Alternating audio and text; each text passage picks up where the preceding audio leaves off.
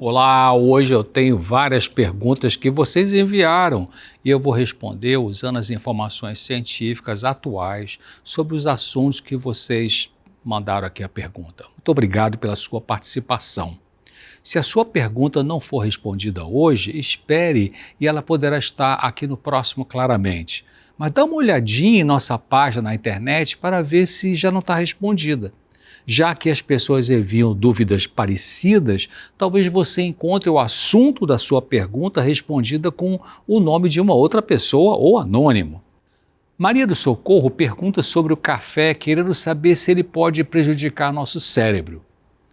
Uma entrevista online em inglês sobre assuntos de psiquiatria, o Medscape Psiquiatria publicou um artigo em agosto de 2024 com o seguinte título: Consumo excessivo de café está ligado à aceleração do declínio cognitivo. O estudo afirmou que a ingestão de mais de 3 xícaras de café por dia está associada a um declínio cognitivo mais rápido ao longo do tempo.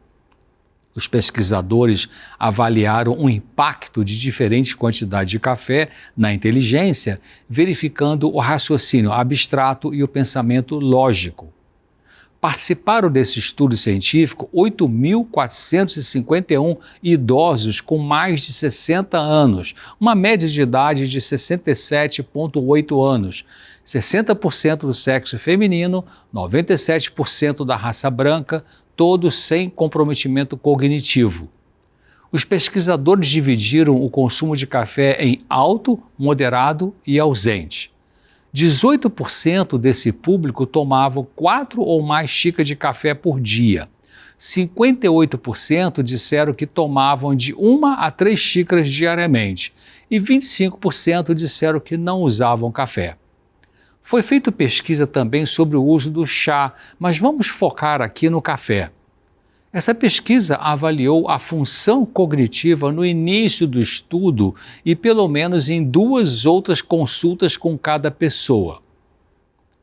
Após uma média de 8,83 anos, 8 anos e pouco de acompanhamento, quase 9 anos de avaliação, vamos dizer assim, a chefe da pesquisa, a doutora Kelsey Swell, ela disse assim: podemos ver que as pessoas com alto consumo de café mostraram o declínio mais acentuado da inteligência fluida ao longo do acompanhamento, em comparação com as que tinham consumo moderado de café e com as que nunca tomavam café.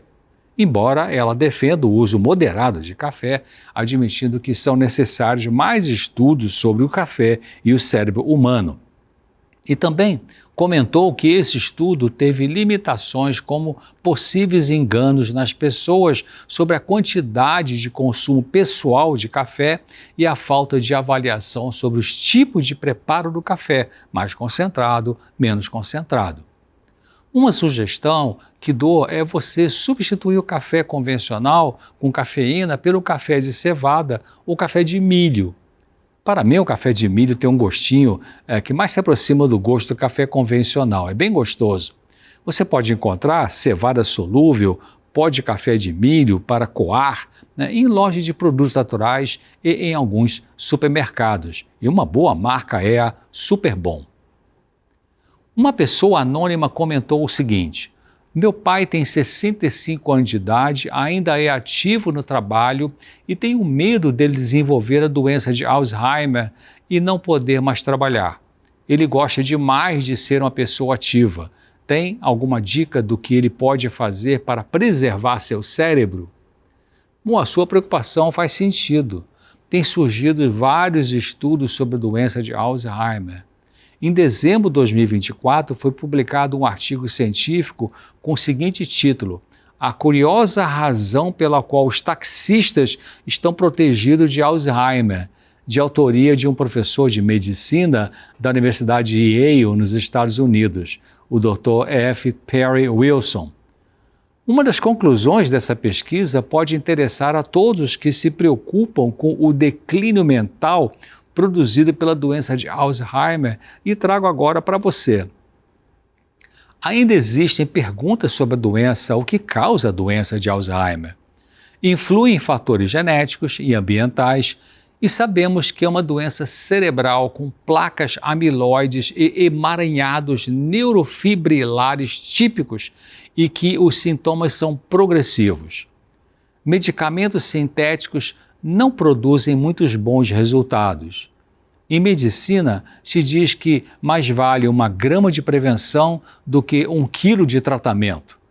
O que pode então ajudar a prevenir a doença de Alzheimer? Nosso cérebro tem uma área chamada hipocampo, onde ocorrem mudanças de memória de curto prazo para memórias de longo prazo e formação de memórias espaciais. Essa área cerebral está associada à doença de Alzheimer, sendo a primeira estrutura cerebral que começa a se deteriorar nessa enfermidade, causando sintomas iniciais típicos, memória ruim e desorientação espacial. O estudo do Dr. Wilson com taxistas, motoristas de táxi, mostrou que são pessoas especiais quando se trata do hipocampo. Um estudo científico feito no ano 2000 usou ressonância magnética para avaliar os cérebros de 16 taxistas destros, saudáveis e do sexo masculino de Londres, lá na Inglaterra, uma cidade com trânsito complexo, e os comparou com 50 pessoas comuns, destras também, e saudáveis e do sexo masculino. A conclusão é que os taxistas tinham hipocampos bem maiores e quanto maior o tempo de profissão, maiores eram essas estruturas cerebrais. Interessante. Isso porque os taxistas têm que usar a memória para chegar nos destinos dos seus passageiros e isso é um exercício mental, assim como você exercita um músculo com atividade física. Surge uma pergunta. Se a doença de Alzheimer começa no hipocampo, será que pessoas com hipocampos realmente fortes estariam protegidas dessa doença? Os cientistas querem fazer novos estudos para avaliar melhor isso. Não é somente fazer mapas das ruas em sua memória que protege da doença de Alzheimer. Outros trabalhos relacionados com transporte, como motorista de ônibus, piloto de aviões, capitães de navios, estavam numa posição mediana entre os de várias profissões quanto a desenvolverem Alzheimer. Existe uma diferença entre você dirigir um veículo e ter que seguir uma rota baseada na sua memória e conduzir um veículo que já tem uma rota pronta no GPS. Usando o GPS, a pessoa não exercita o hipocampo. Um grande estudo mostrou que motoristas de táxi e de ambulância parecem ter melhor proteção contra a doença do Alzheimer quando comparados com pessoas de mais de 400 outras profissões. Será bom, então, largarmos nossos empregos e nos tornarmos motoristas de táxi ou de ambulância para proteger nosso hipocampo e assim prevenir a doença de Alzheimer? O professor de medicina de Yale diz que se essa proteção for realmente mediada pelo volume do hipocampo, então talvez, para prevenir essa enfermidade, simplesmente precisemos passar mais tempo dirigindo, pedalando, mas com menos tempo usando GPS e, quem sabe, nos perder de vez em quando e tentar encontrar o caminho de casa sem equipamentos eletrônicos. Sugestão: exercite diariamente seu cérebro pensando, meditando, em vez de ficar só olhando vídeos, fazendo cálculos sem maquininha também, lendo boa literatura, fazendo um curso, aprendendo música, bordado, crochê e outros trabalhos manuais e praticando atividades físicas ao ar livre o mais perto da natureza possível. O seu cérebro vai agradecer. Outra pessoa que preferiu não enviar seu nome pergunta se é importante os pais de uma criança de 9 anos de idade que vai começar uma psicoterapia por causa de muita ansiedade, devem também começar um tratamento, esses pais, um tratamento psicológico, ou serem atendidos pelo psicólogo que acompanha a criança.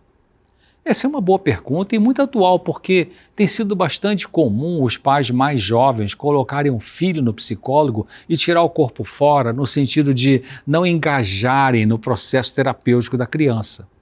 Uma criança não adoece emocionalmente do nada.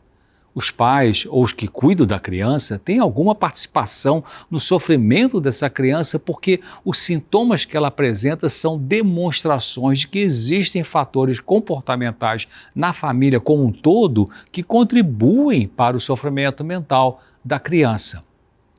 Portanto, pai e mãe, sejam humildes e interessados em entender que possíveis atitudes suas podem estar contribuindo para aquilo que seu filho ou sua filha apresenta de sintoma psicológico. A orientação psicológica para a família é necessária para que a criança melhore a sua saúde mental, porque o que ela sofre, em geral, é demonstração de fatores familiares e necessidade de recuperação e conserto. Não é justo colocar seu filho ou filha no psicólogo e ir passear lá no shopping enquanto a criança é atendida, sem pensar qual pode estar sendo a sua participação da dor emocional do filho ou da filha.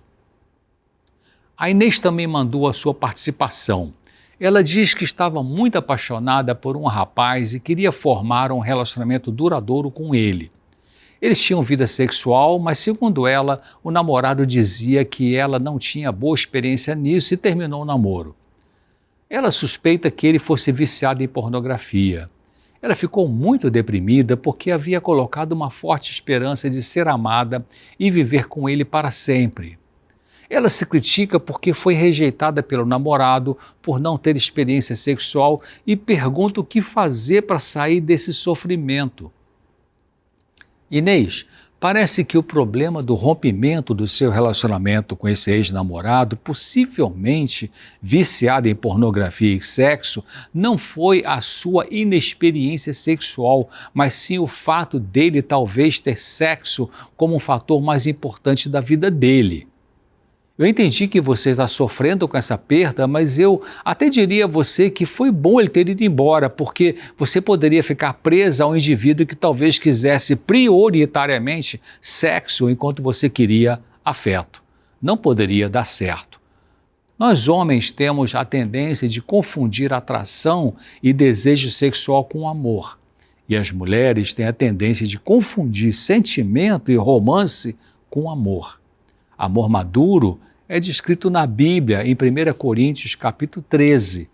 E olhando essa definição de amor, vemos que é impossível a qualquer ser humano ter amor maduro sem a ajuda de cima, de Deus.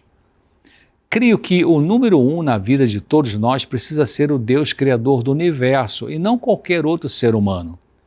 Não fique obsessiva querendo um namorado.